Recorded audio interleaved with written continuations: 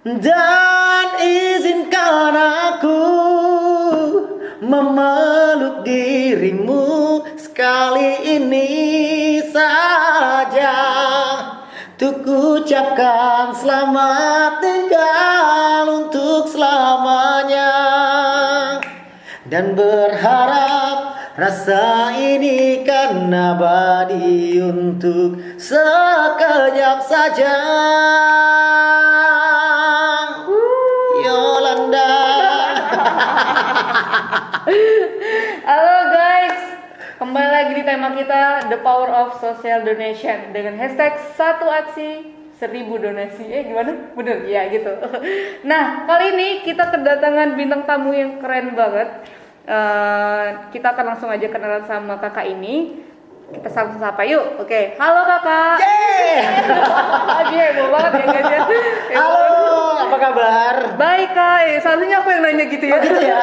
Ini kebiasaan kalau nge-host kali, jadi dia selalu bawa acara. Siap. Aku baik. Iya, Alhamdulillah. Sorry aku nggak pakai masker loh.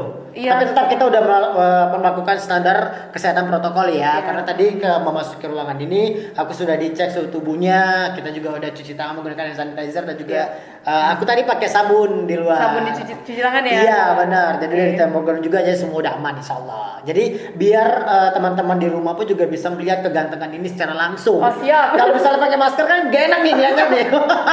Kakak tahu nggak kenapa aku tetap pakai masker? Lipstiknya gak pakai. Itu satu, yang kedua ada jerawat. Oke, Iya. jadi teman-teman di Sobat Unaja nih kak belum tahu kak nama kakak siapa, jadi boleh kasih tahu dulu. Oke, hai untuk seluruh sahabat-sahabat Unaja dimanapun kalian berada. Aku Ari Giordani dan aku sekarang masih menjadi mahasiswa aktif di sini, tepatnya di semester 3 Fakultas Hukum. Wow, mahasiswa aktif ya, guys, Ya. keren banget. Semester 3 di Ya. Fakultas Hukum. Betul. Jadi kegiatannya sehari-hari kuliah aja atau gimana kak? Untuk kegiatan banyak. Banyak. Jadi aku kan sebagai MC nomor 1 di Jambi nih. Wow. mulai merendah untuk meroket. Enggak, jadi karena pandemi sih sebenarnya. Iya. Karena pandemi ini jadi banyak sekali kegiatan-kegiatan yang bisa dikatakan di cancel, di cut. Jadi emang bener-bener aku sekarang ngelakuin tugas aku sebagai mahasiswa yang setiap harinya selalu daring, ya kan. Terus juga mengerjakan tugas. Terus juga masih banyak lagi sih untuk kegiatan-kegiatan seperti ada syuting. Aku kan aktif nih di salah satu TV lokal Jambi. Oh iya.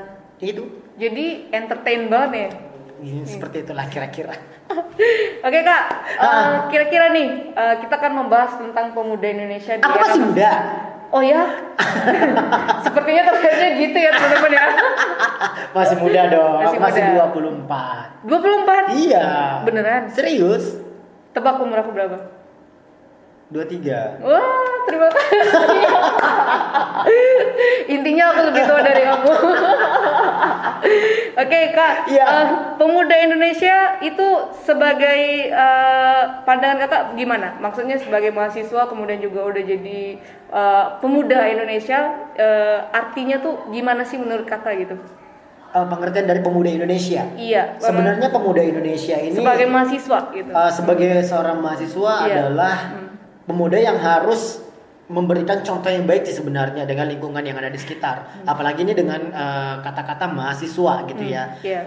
Dan sebenarnya dengan adanya pemuda Indonesia yang saat ini jauh lebih beruntung daripada pemuda Indonesia zaman dulu yang Kenapa gitu? berjuang mati-matian untuk memperjuangkan kemerdekaan Indonesia, sehingga adalah yang namanya Sumpah Pemuda saat itu. Iya. Bagaimanakah Sumpah Pemuda itu bisa diikrarkan oleh pemuda-pemuda Indonesia zaman dulu, karena mungkin mereka pun juga merasa untuk memperjuangkan kemerdekaan ini sangatlah susah atau sulit. Dan kita yang baru atau kaum milenial ini sebenarnya orang-orang yang jauh lebih beruntung daripada pemuda zaman dulu. Karena apa? Karena kita hanya memelihara, menjaga, ya kan? Yeah. Terus juga meningkatkan yang baik-baik, Yeah. meninggalkan yang buruk-buruk. Jadi kesimpulannya pemuda adalah sosok tolak ukur suatu bangsa. Bagaimanakah nanti bangsa itu ke depannya, apakah bisa ditangani dengan baik oleh pemuda zaman sekarang dengan pemikiran-pemikiran yang kreatif, dengan pemikiran-pemikiran yang tidak monoton. Mungkin banyak sekali nih pemikiran-pemikiran yang bisa di-upgrade karena ternyata saat ini banyak kok pemikiran-pemikiran pemuda-pemuda Indonesia yang dapat diaplikasikan dan dapat diterapkan untuk kegiatan sehari-hari, bahkan dia ada di lingkungan sekitar untuk menjadi yang lebih baik lagi. Wow, luar biasa, sangat kena banget ya kalau bahasa kekinian tuh kena banget itu. Oke. Kemudian seharusnya pemuda saat itu berperannya seperti apa, berarti seharusnya? Dari Saat ini atau saat itu? Saat ini. Nah itu dia tadi, sebagai pemuda saat ini kita memang harus menjaga bagaimanakah menjaga untuk kemajemukan sosial dan budaya. Iya. Terus juga bagaimana cara pemuda saat ini bisa memberikan contoh-contoh yang positif. Dalam artian karena kita pemuda, otomatis masih ada anak-anak lagi kan. Oke. Berarti itu di lingkungan gitu. Iya benar sekali. Jadi kalau misalnya dengan lingkungan yang ada di sekitar, seorang pemuda harus bisa memberikan contoh yang baik kepada adik-adik yang ada di bawahnya. Dan untuk pemuda saat ini juga tidak menutup kemungkinan untuk belajar dari pemuda-pemuda zaman dahulu untuk semangatnya ya. Iya, semangatnya. Kalau ini menurut Kak Ari nih yang kemarin-kemarin sering demo itu gimana? Apakah itu benar-benar suara anak-anak muda kita masa kini seperti itu atau kayak gimana? Nah, kalau misalnya pendapat saya tentang demo dan lain sebagainya itu adalah hak sebenarnya ya. Itu adalah hak sebagai pemuda yang memiliki pola pikir. Karena setiap manusia ini kan bisa dikatakan semua sama, rambut sama hitam, tapi isi kepala siapa yang tahu? Iya, betul. Ada pro dan kontra. Iya. Jadi kalau kita misalnya melihat dari sisi baik dan buruk itu sebenarnya ada.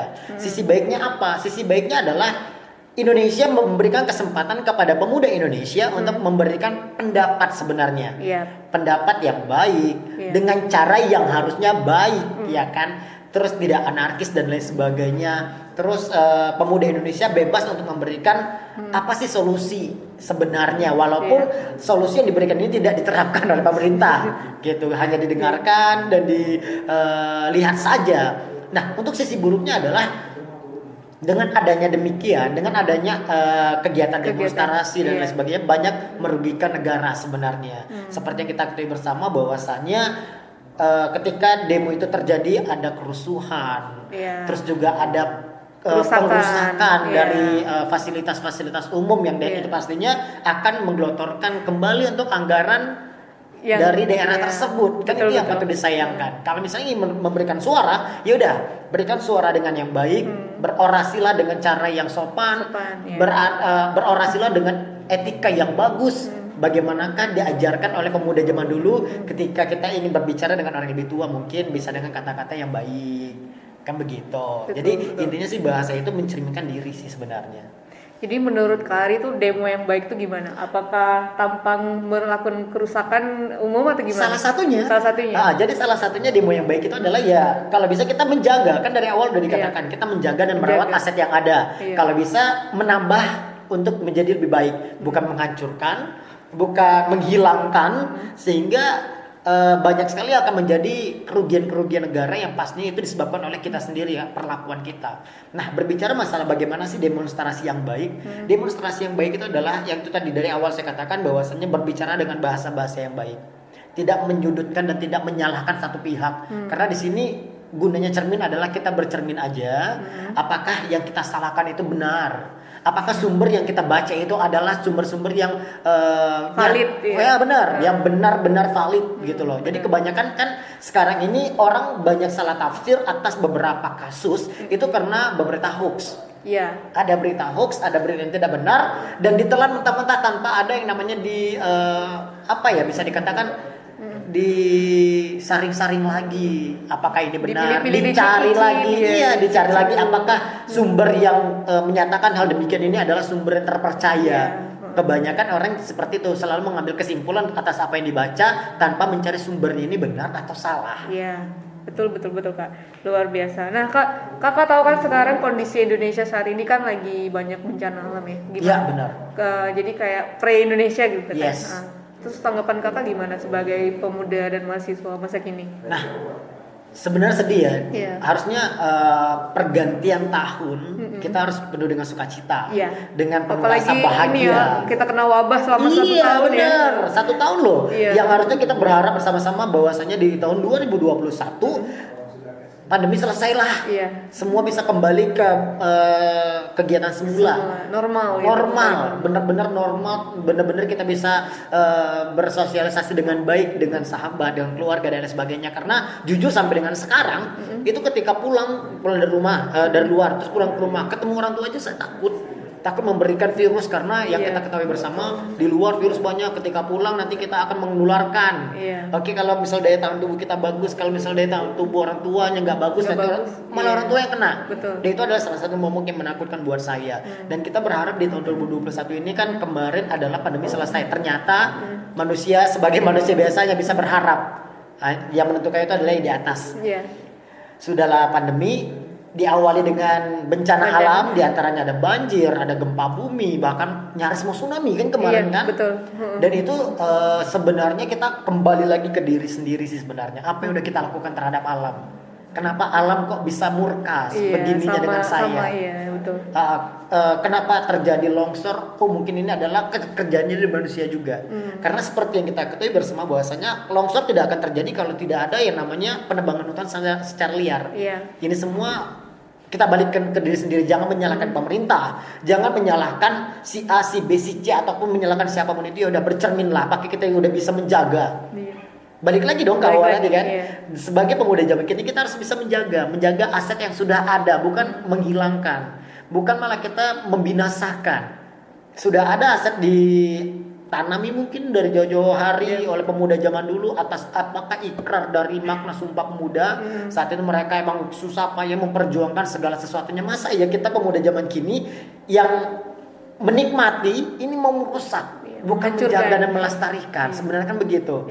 Jadi bertanya aja kepada diri sendiri, apa yang sudah aku lakukan terhadap alam? Kenapa alam murka terhadap kami? Hanya karena segelintir orang, tapi yang jadi korbannya ini semua, gitu loh. Jadi berarti lebih kayak self ini aja. Iya, kembali ke diri sendiri sih sebenarnya, ke bagaimana cara kita menyikapi tentang masalah. Karena seperti yang kita ketahui bersama, setiap ada permasalahan yang disalahkan itu nggak jauh-jauh dari pemerintah. Longsor, kemana ini pemerintah? Ujung-ujungnya minta bantuan. Mana ini bantuan kok tidak datang? Sekali dikasih bantuan, mereka ini seperti emang benar-benar egoisnya itu emang bener-bener kelihatan, ngambilnya itu tidak tanggung-tanggung. Bahkan ada melihat kemarin di salah satu sosial media, stoplah, jangan kasih kami pakaian, kami tidak butuh pakaian, kami butuhnya makanan. Itu kan miris sebenarnya. Iya, benar. Memberi bantuan itu bukan hanya dalam bentuk makanan, mungkin dengan pakaian tersebut mereka pun juga bisa mendapatkan sesuatu yang lebih baik lagi. Tapi kenapa mereka menolak mentah-mentah sehingga pakaian yang udah diberikan ini diinjek-injek? Kayaknya saya juga lihat deh itu. Terus ada tumpukan baju. Iya benar. Ini kan tumpukan baju. Kan viral. Dibilang kita tuh nggak butuh baju. Gitu. Ya nih baju di sini udah jadi sampah aja gitu kan. Itu miris banget ya kayak. Miris sekali. Mereka tidak tahu bagaimana proses dari donatur pengirimannya, terus bagaimana cara mereka meminta ke rumah-rumah, mungkin abu ada enggak, baju yang tidak dipakai lagi itu didonasikan. Mereka tuh nggak ngerti, nggak tahu bagaimana susahnya teman-teman yang di luar sana mencari donasi sebegitu susahnya sehingga mereka tidak dapat menghargai apa yang telah diberikan. Itu sangat miris sih. Sangat miris ya kan, karena juga relawan ini kan kayak udah ngemis gitu ya, bukan ngemis sih, meminta bantuan, minta bantuan. Terus kan juga kalau misalkan kita ngasih pakaian nggak mungkin ditolak kan ya si relawan ini. Kan karena sudah di sounding nih apa aja kak yang mau disumbangkan boleh bebas gitu kan. Kisinya itu jangan ditiru ya teman-teman, jangan ditiru. Jadilah manusia yang bersyukur sih seperti ya, dan menghargai sih, saling menghargai itu lebih tepatnya. Setuju. Oke kak, terus kemudian kak ada nggak sih keinginan untuk mengajak teman-teman menjadi relawan atau untuk membantu teman-teman yang kena bencana alam? Kalau keinginan itu pasti ada. Sebagai manusia biasa pasti kita memiliki hati nurani gitu kan. Cuman di sini masalahnya adalah ada beberapa teman yang bisa mensupport dan tidak mensupport. Nah sebenarnya sih dengan kaum milenial saat ini banyak cara untuk bisa mendapatkan donatur seperti itu. Karena seperti kita ketahui bersama bahwasanya sosial media ini adalah salah satu jurus yang sangat ampuh sebenarnya. Apalagi misalnya memiliki followers yang banyak. Terus juga mereka pergaulannya sangat baik dengan warga sekitar sehingga mereka dipercaya untuk dapat mengumpulkan dana-dana atau bantuan tersebut. bangga dengan beberapa teman-teman yang mau berpanas-panasan di lampu merah. Itu aku apresiasi sekali teman-teman Iya, yang saya juga. mau meluangkan waktunya, bahkan mereka rela untuk panas-panasan terus memegang kardus ya, kardus untuk meminta bantuan. Itu luar biasa, aku apresiasi banget untuk teman-teman. Semangat buat kalian semua. Dan untuk teman-teman yang lain, banyak cara ketika kalian mungkin nggak mau panas-panasan, banyak kok caranya, banyak sekali cara-caranya. Misalnya door to door. Door to door. Yang Iya. kedua via WhatsApp. Nggak mungkin di keluarga minimal tuh pasti ada grup keluarga kan. Iya, pasti. Minimal dari grup keluarga itu kita bisa minta donasi loh sebenarnya. Dari tante bisa minta 50.000, dari omnya minta 50.000, itu sebenarnya bisa.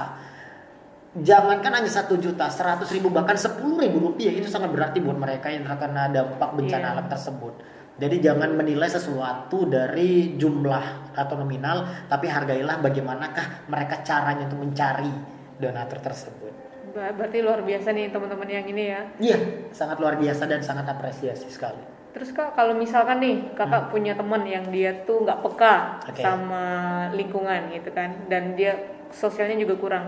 Kira-kira ada nggak sih caranya Kak Ari tuh mengajak teman Kakak ini biar jadi dia lebih peka gitu. Jadi kayak, ayo kita bantu temen itu lah gitu. Gimana, ada Kak caranya Kak? Sebenarnya kalau misalnya orang itu dari diri sendiri itu tidak Iya. ada keinginan dan kita memaksa, itu artinya sia-sia. Sia-sia. Karena apa? Oke. Karena kalau misalnya dia udah nggak mau kita paksa, otomatis dia pun melakukan dengan terpaksa. Iya. Dan akhirnya sesuatu yang dilakukan terpaksa itu endingnya pasti nggak bagus. Jadi kita akan mengajak dia, yaudah kita akan memberikan beberapa contoh, lihat dong seperti ini, seperti ini. Tapi kalau misalnya dia bilang nggak tertarik, ya udah, hidup ini berputar loh, roda itu pasti berputar, roda kehidupan berputar, tidak selalu di atas, pasti suatu saat bakal di bawah. Iya. Dan ketika dia nanti di bawah, dia akan merasakan apa yang mereka semua rasakan di luar sana, sehingga mereka sendiri pun, dia sendiri akan datang, tolong dong, tolongin aku. Nah disitulah sebagai teman, kita tidak akan tutup mata dengan teman yang demikian. Iya, Cuman iya. paling kita akan memberikan sedikit wejangan bahwasanya inilah yang mereka rasakan saat kamu nggak mau membantu saat itu.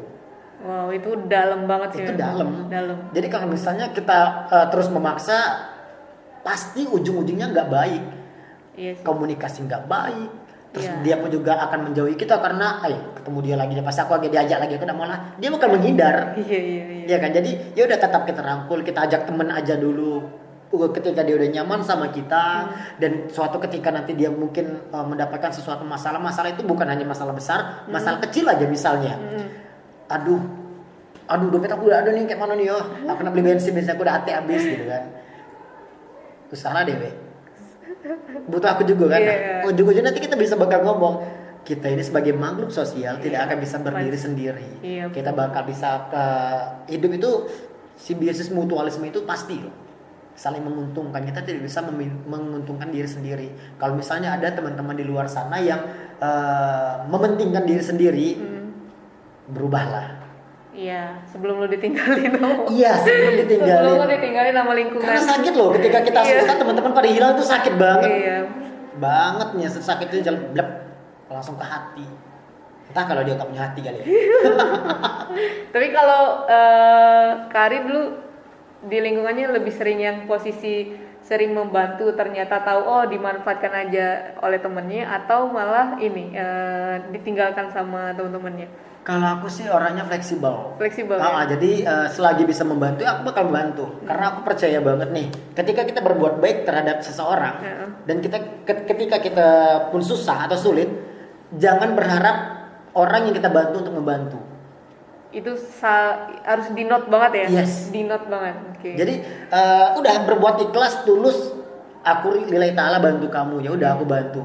Tapi sampai dengan sekarang, alhamdulillah, ketika aku emang berada di titik terendah masa sulit, banyak kok yang mau bantu, walaupun satu pun gak ada dari teman-teman yang aku bantu saat itu, mereka nggak datang, tapi banyak nih sumber-sumber yang lain bakal lebih care, lebih peduli. Gitu. Akan ada gitu ya. Akan ada. Dan itu pasti. Intinya semesta membantu ya. Betul. Semesta membantu. Intinya tuh tulus aja dulu, ikhlas aja. Jangan mengharapkan sesuatu yang sudah kita berikan terhadap orang untuk dikembalikan, jangan. Iya, karena kebanyakan gitu sih ya. Ya Kak ya. Kebanyakan Kadang kau dulu ku bantu, masa kau sekarang lagi susah. Ungkit-ungkit. Gak bagus, itu gak betul. Itu gak bagus.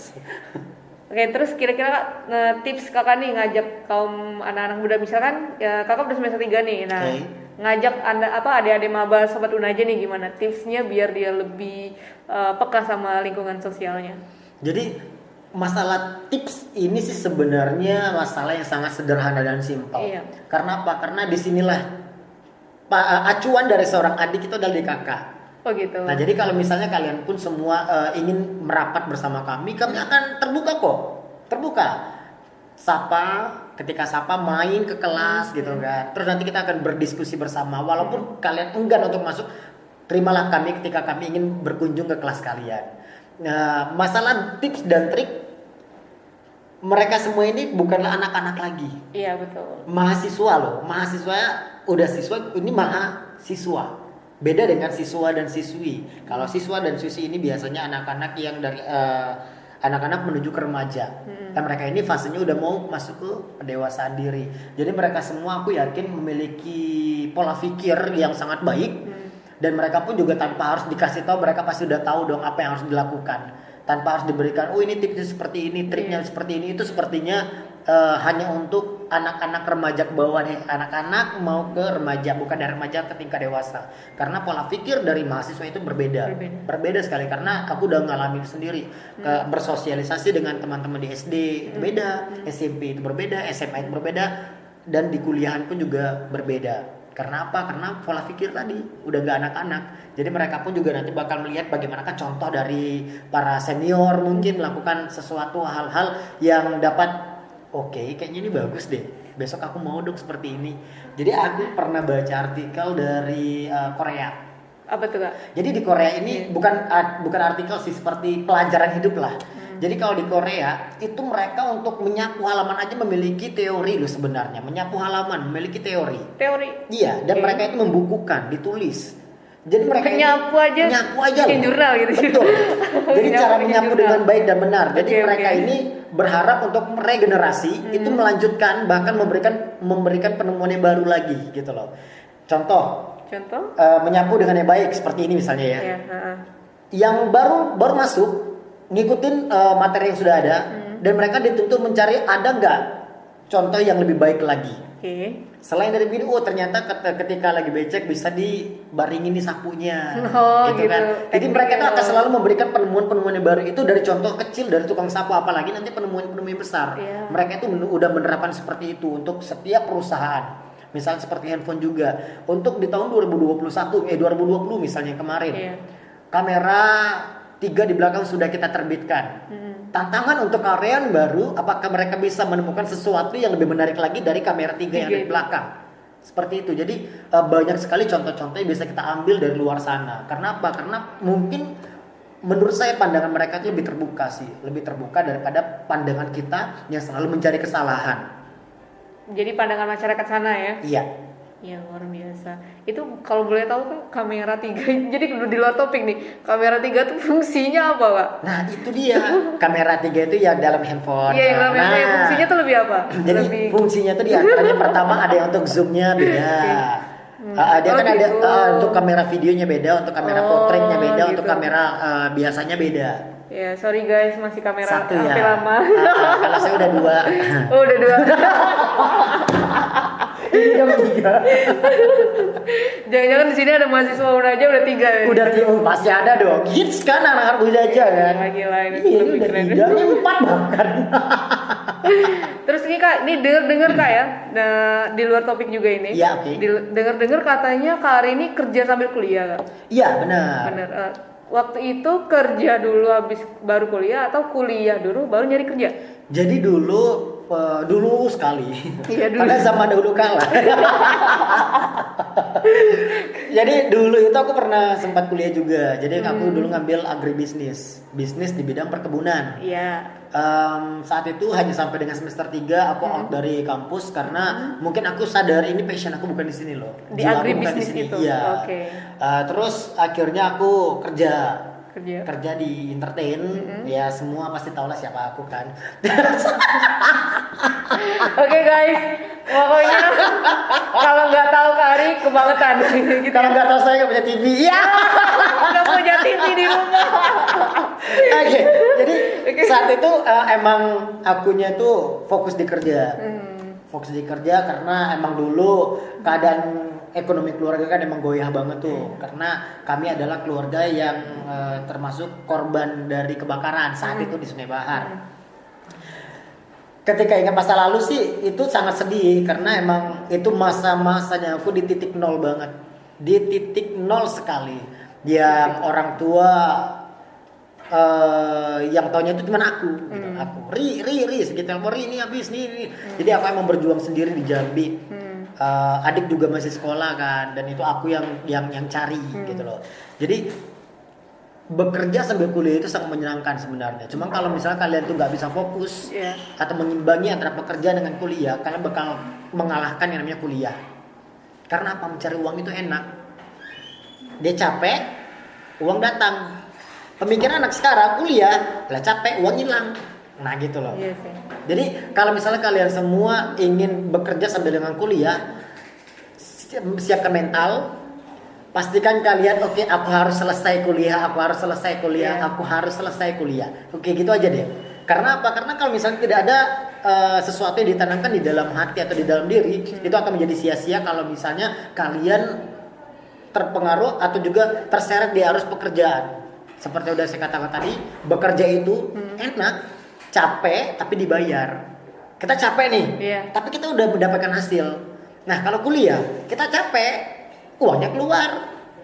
Jadi kalau pemikir seperti itu udah. Cuman yang kalian harus tahu, kita capek, uang keluar, ilmu yang kita dapatkan itu tidak akan habis. Outputnya itu ya. Outputnya di situ. Outputnya knowledge. Yes.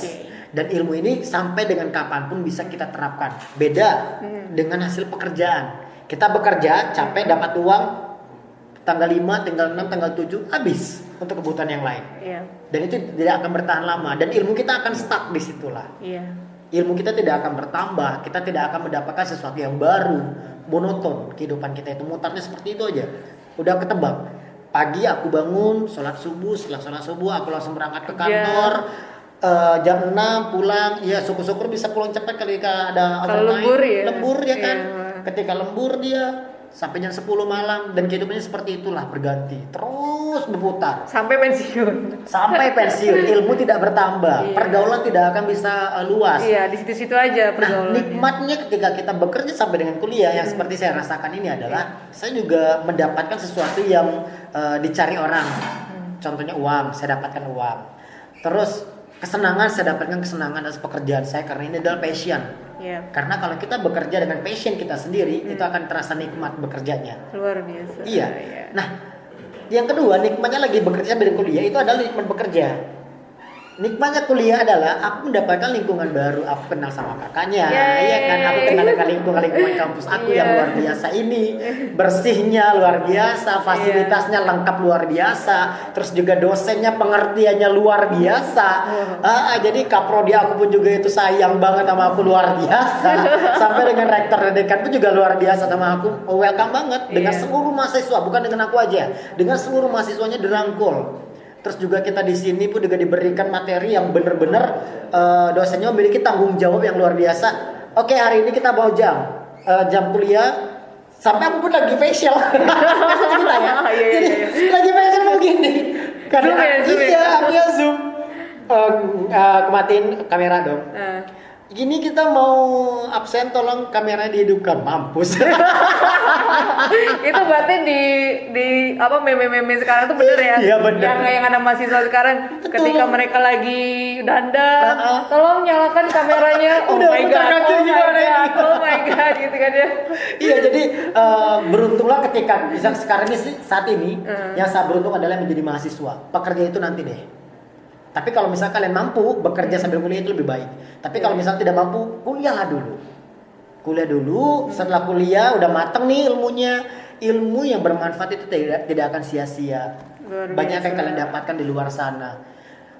Gaji nih ya, contoh kecil saja. Yang kita ketahui ini bukan rahasia umum, Gaji yang hanya tamatan SMA dengan gaji yang sudah S1, S2 bahkan S3 itu pasti berbeda. Dari situ saja. Dari situ kita sudah bisa menilai bagaimanakah kita bisa dihargai atas pendidikan dan juga daya pikir yang kita miliki. Kalau misalnya orang memiliki daya pikir yang cetek, itu akan bisa kilanin orang. Tapi kalau misalnya kita memiliki daya pikiran tinggi, mereka itu tidak akan bisa menebak apa sih. Iya, apa sih? Aduh, mereka itu nggak bisa akan mengukur. Betul. Dan kita akan bisa dihargai sebagai mana mestinya dihargai sebagai manusia.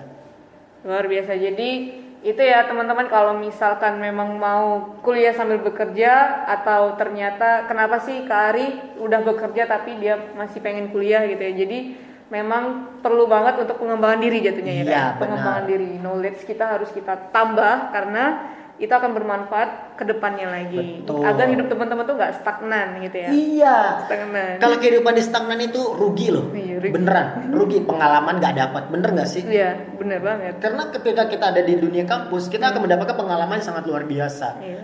Kita akan ditempah menjadi benar-benar anak yang siap untuk diterjunkan di lapangan. Nih, Iya. oh ini udah siap nih sepertinya nih. Oh ini belum siap. Dia tidak akan melepas anak yang belum siap. Iya, betul banget. Iya kan? Betul. Nah kalau bisa melihat perkembangan dari mahasiswa sangat luar biasa.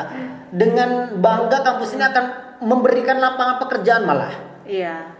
Bukan hanya ditelantarkan, oh ini udah siap banget, udah bagus nih, dikasih lapangan pekerjaan. Tapi kalau misalnya kita tidak memiliki daya, apa ya, bisa dikatakan kemampuan yang tidak memenuhi standar, ya udah Sama aja ya. sama aja. Sama aja. Oke Kak, kan ini tema kita tadi nih, the power of social donation tadi Yes. Kak ya. Nah, itu kira-kira Kakak sekarang udah ini nggak sih, ada inisiatif untuk membantu teman-teman yang kena bencana alam? Atau apa ini yang sudah Kak Ari lakukan gitu? Oke, jadi sejauh ini dari grup kami Iya. kami ada nama grupnya itu MC Jambi Squad. MC Jambi Squad. Yes. Kayaknya pernah tahu deh. Jadi isinya itu para pewara, pembawa acara Jambi. Pewara, oke. Jadi hampir 90 yang ada di dalamnya, dan salah satunya adalah teman kita itu kena sakit.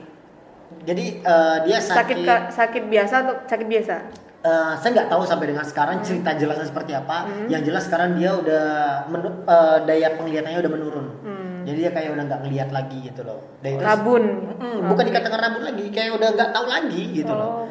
Dia tuh kayak ngelihatnya itu cuma bias cahaya, itu udah kabur, bener-bener kabur.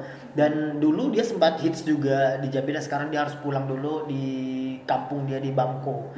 Dan sekarang kita sedang open donasi untuk membantu dia dalam pengobatan minimal gitu kan, membeli obat walaupun kita tidak dapat membantu yang lebih. Dan itu adalah salah satu contoh donasi-donasi yang sudah kita lakukan saat ini. Kalau misalnya untuk yang bencana alam ketika di tsunami Donggala ya, Palu ya. Iya. Jadi kita waktu itu nyebar kerjasama juga dengan salah satu mall yang ada di Jambi, yang ada di dekat Simpang Mahyang itu. Nah, kita di situ dikasih space memang dari mereka, boleh meminta sumbangan di sini. Kita pakai sound ya, kita nyanyi, kita pokoknya memberikan sesuatu untuk pengunjung. Ayolah kita buka hati untuk memberikan bantuan, dan alhamdulillah saat itu tembus hampir 20 juta loh. Waktu kakak ini? Iya, sama teman-teman MC Jambi Squad yang di Palu Donggala itu. Dan sekarang yang untuk yang Palu Donggala itu yang ini ya, yang tsunami. kisahnya yang Seventeen ya? Iya. Bukan, Seventeen itu kan di Jakarta ya, di Jawa Barat. Jakarta apa Lampung sih? Lampung ya, di mana tuh? Lampung ya, di Lampung. Oke. Yang dia langsung kena tsunami, itu beda. Oh, itu beda. Beda. Memang sih yang paling besar dampaknya kemarin Donggala ya. Iya. Yang Palu. Oke sih. Terus Kak, kira-kira nih kayak selama Kakak open donation gitu, kira-kira ada ngerasa nggak kayak gini? Kayak aku aja, misalkan aku mau donasi, kadang tuh ada rasa keraguan gitu. Ini nyampe gak ya yang aku kasih ke teman-teman yang relawan kayak gitu. Nah, menurut Kakak gimana? Kalau itu sih sebenarnya tergantung niat di hati kita ya. Kalau kita emang sudah mau menyumbang, Iya. ya udah lillahi ta'ala. Nilai tala ya. Masalah sampai atau tidak itu tanggung jawab dia. Misalnya nih kakak Iya. yang meminta donasi, Iya. ya karena aku tujuannya aku ingin membantu teman-teman yang lagi kesusahan, yaudah aku niatnya membantu, aku kasih. Tapi kalau misalnya kakak menyalahgunakan, ya itu urusan kakak dan Allah, kan gitu. Iya, oke. Ya kan, jadi kita tidak akan mau memberi kalau kita tidak percaya. Iya. Percaya tidak percaya sudah, kasih aja. Oke. Lillahi ta'ala, aku berniat untuk memberikan sumbangan ini untuk teman-teman yang sedang kesusahan, dan itu ya setelah ini terserah lagi. Oke, Jadi aku sih orangnya selalu positive thinking sih, berpikir selalu berpikir yang baik. Karena kalau kita berpikir yang buruk terus, itu adalah salah satu sugesti loh sebenarnya. Iya sih. Mengikuti ujian, mengikuti suatu tes. Kalau kitanya udah ragu, aduh aku keterima nggak ya, otomatis kita juga akan meragukan kemampuan diri sendiri kan. Iya, Dan otomatis pola pikir kita akan di bawah rata-rata. Menjawab, nggak ada lagi rasa percaya diri. Tapi kalau misalnya baru sebelum masuk, oke aku bakal lulus nih, aku akan bisa menjawab semua dengan baik. Yakin Aku yakin aku pasti bisa. Harus memberikan motivasi dan juga sugesti yang baik buat diri sendiri, sehingga semua yang kita lakukan itu akan bisa menjadi yang lebih baik juga. Dan itu akan terjadi baik untuk diri sendiri. Jadi hidup itu harus keep positive thinking. Selalu berpositive thinking, berpikir yang baik. Jangan suuzon terus bawaannya. Karena kalau kita udah suuzon terus bawaannya, otomatis kita akan mempengaruhi nih. Bukan ke diri sendiri. Oh ya usah lah. Mempengaruhi orang lain jadinya. Iya. Jangan. Nggak akan nyampe. Otomatis kalau begitu, kapan kita akan memberikan contoh yang baik? Kapan kita memulai memberikan contoh yang baik untuk yang lain? Aku kasih ini 1 juta misal, terus teman-teman, woi ada 1 juta. Aku kasih juga ya 500, ikhlas.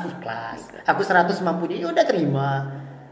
Mereka yang memberikan niatnya apa? Ingin membantu. Ketika yang udah mengumpulkan dana tidak menyampaikan ke yang membutuhkan tersebut, ya itu urusan dia nanti di akhirat. Yang penting insya Allah kalau kita udah niatnya bagus, pahalanya nggak akan hilang kok. Bukan berarti nggak nyampe pahala kita nggak dapat, itu enggak.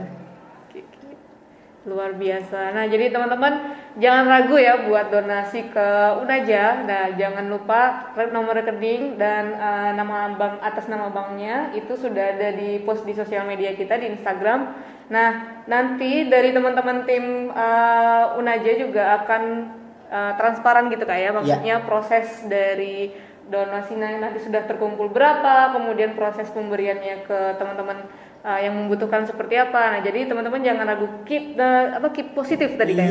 Tetap positif aja gitu, tetap yakin gitu kalau teman-teman akan sumbangannya tuh sampai gitu. Always lah harusnya, always positive thinking ya, selalu berprasangka baik lah pokoknya.